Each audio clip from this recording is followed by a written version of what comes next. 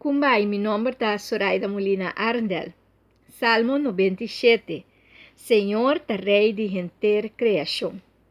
Senhor tá rei, laga mundo tá contento e alegria vai de isla para isla. Rondou de je de nuvem escura. Justiça e direito tá fundeste de seu trono. Caminda e chega, candela tá vai su delante.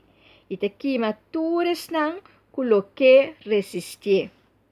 Welek tá banha todo mundo na luz.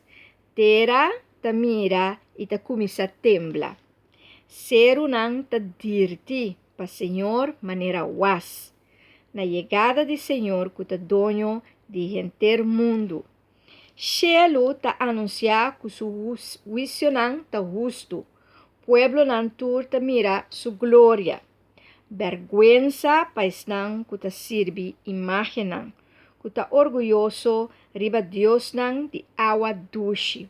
Na rodia su dilante, bosotur, Deus não falso. Sion atende e queda quieto. Ciudad não de Judá a grita de alegria, pa motivo de bo juicio não, Senhor.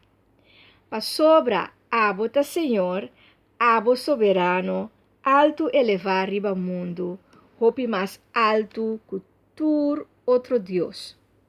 Odia maldade, se vos estima, Senhor. Eta guarda vida de esnan que te sigue. Eta salma não foi gara de mal gente.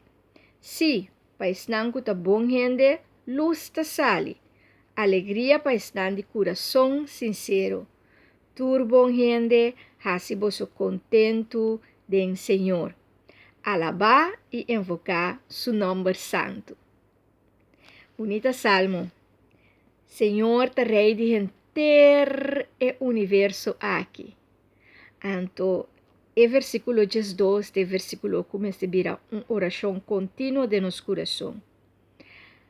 Turbo gente, assim posso contento do Senhor, que me seja sempre contento do Senhor. Alabar e invocar su nome, invocar que me llama ribache. Senhor Jesus, mi Deus, Deus Todo-Poderoso, me te amava, me te invocava dentro de minha vida.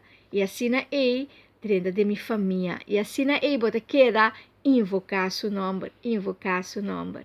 Então, é um precioso salmo que nos pode reflejar de alegria, de contento, para assim é nos possa que Deus está Deus e Deus está Deus de gente e universo.